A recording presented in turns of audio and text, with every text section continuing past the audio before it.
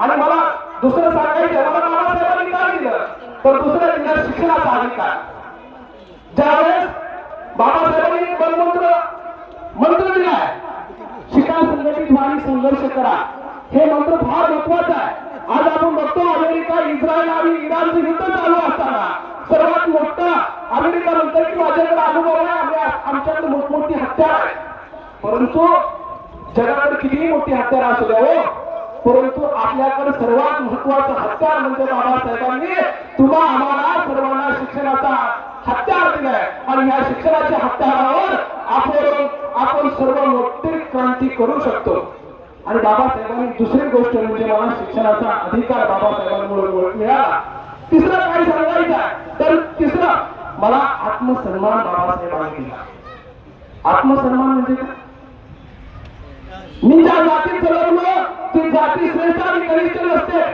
माणूस म्हणून मला एक किंमत आहे आणि मला जगायचा अधिकार फक्त आणि फक्त बाबासाहेबांमुळे दिला. आणि मला आत्मसन्मान जागृती कोणी केली तर बाबासाहेबांमुळे झाली.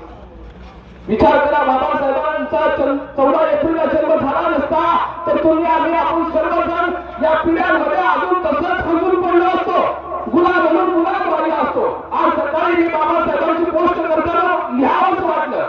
काय लिहावं वाटलं की मी पुन्हा येणार नाही, देवदूत तर कोण येणार नाही.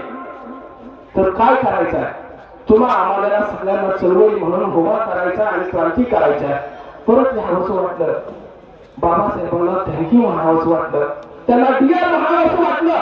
का म्हणावं वाटलं, कारण माझ्या या माणसाला माणूस म्हणून जगण्याचा अधिकार फक्त आणि फक्त बाबासाहेबांनी देत असताना बाबासाहेब काय म्हणाले की आपल्याला जगायचा अधिकार, अहो चिमणीला सुद्धा चूचू करायचा स्वतंत्रपणे अधिकार आहे. आणि आम्ही माणूस म्हणून माणसात जन्मला असताना सुद्धा आम्हाला अधिकार नव्हता.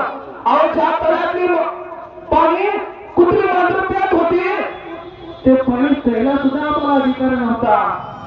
तो अधिकार फक्त आणि फक्त बाबासाहेबांमुळे मिळाला, हे तुम्हाला या ठिकाणी सांगायचं आहे. आणि मलाही तो अधिकार फक्त आणि फक्त बाबासाहेबांमुळे मिळाला. चौथा अधिकार मला मिळाला, कामगाराचा अधिकार. मला काम करायचा अधिकार, मला 8 तास काम करायचा बाबासाहेबांमुळे अधिकार मिळाला. स्त्रियांना बापाचा संपत्तीतून हक्क मिळाला, वारसा हक्क मिळाला, घटस्फोटाचा हक्क